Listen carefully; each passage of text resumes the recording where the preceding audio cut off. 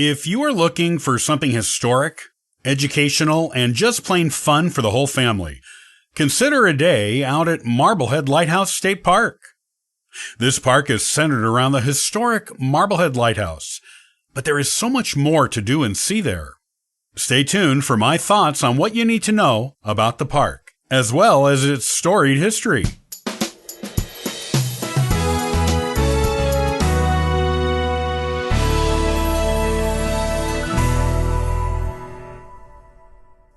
Located in lovely Marblehead, Ohio, the Marblehead Lighthouse is the oldest continuously operated lighthouse on the U.S. side of the Great Lakes. Opened in 1822, it has guided untold numbers of ships and boats along the rocky Marblehead Peninsula. Today, this venerable lighthouse is part of the 9-acre Marblehead Lighthouse State Park, which is operated by the Marblehead Lighthouse Historical Society. If you are in the area, it is an attraction of local color and history that is well worth the visit. The park includes not only the Marblehead Lighthouse, but the Marblehead Lighthouse Museum, located in the old lighthouse keeper's house, picnic areas, and beautiful views of Lake Erie and Sandusky Bay.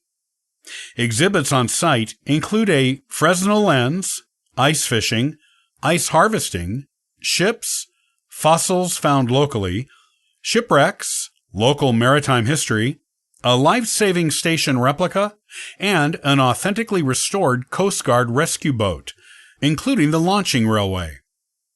The lighthouse is open for tours in the summers. The museum at the Old Keeper's House is open whenever tours are being given.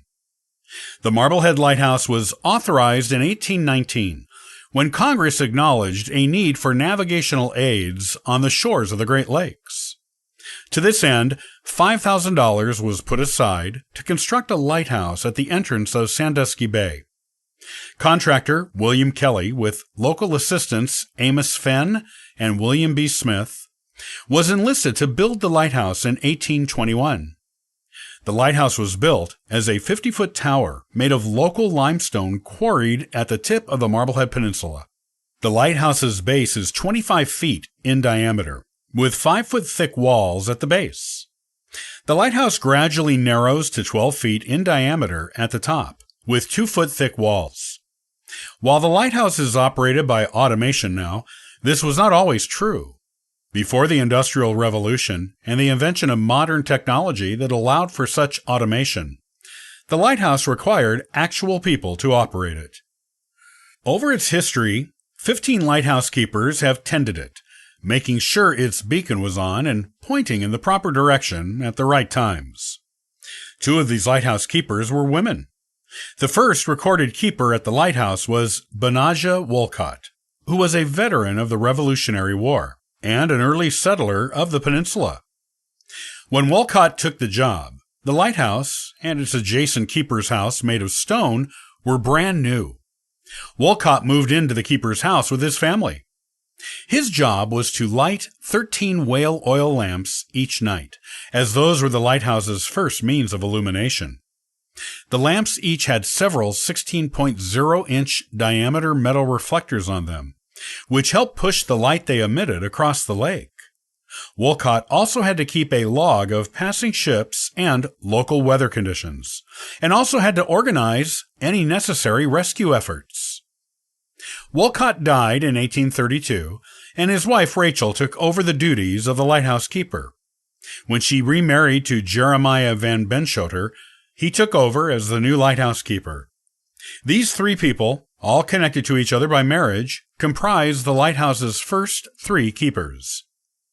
In 1858, the whale oil lamps were replaced with one single kerosene lamp, whose light was magnified appropriately by a Fresnel lens. A Fresnel lens is a special lens of curved glass that creates a bright, fixed white light when used against a light source, such as the kerosene lamp at the Marblehead Lighthouse. Other improvements to the original structure include the replacement of the original stone lighthouse keeper's house with the current wood-framed house in 1880. The new house was much larger than the first one. In 1876, a life-saving station was built a half-mile west of the lighthouse.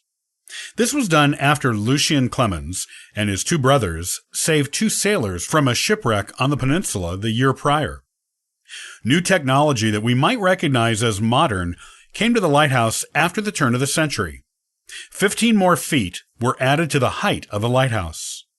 A mechanism of rotating gears, like are used in a clock, was installed to automatically turn the lantern in the lighthouse. The turning creating a bright flash of light every 10 seconds. The lighthouse keeper had to crank the weights on the gears by hand every 3 hours from dusk to dawn, so the lantern would continue to turn while sailors needed it to navigate. A new and improved Fresnel lens was also installed. The new one had prism surfaces, which created an even more brilliant light than the previous lens did. Electric lighting did not replace the kerosene lamp until 1923. This made the light and its signal even brighter. Marblehead Lighthouse became a point for important strategic defense during World War II. Civilian lighthouse keepers were replaced with Coast Guard managers in 1946. The light itself became automated in 1958.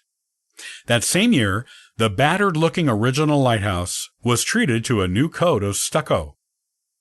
The Ohio Department of Natural Resources assumed ownership of the property around the lighthouse in 1972, and of the lighthouse itself in 1998.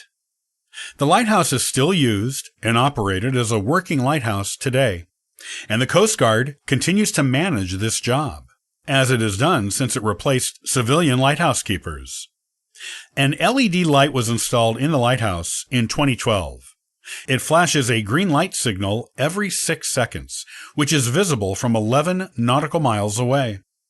The green light distinguishes it as a lighthouse light, as local air beacon lights are the old-fashioned white the lighthouse used to produce. The green light eliminates confusion over what light belongs to what building.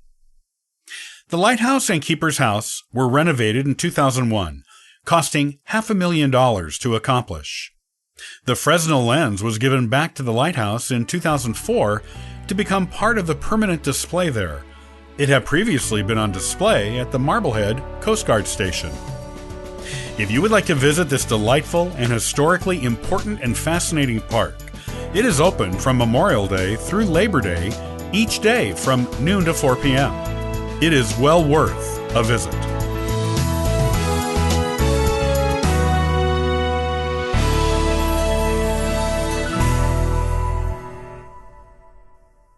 He was an African-American Civil War soldier, politician, businessman, and humanitarian who rescued his family from slavery in one of the most daring escapes of the Civil War. A respected man of his time, he was a hero and a leader in many different ways, both in the war and after it. Tune in the next time for this incredible story. Thanks for joining me today.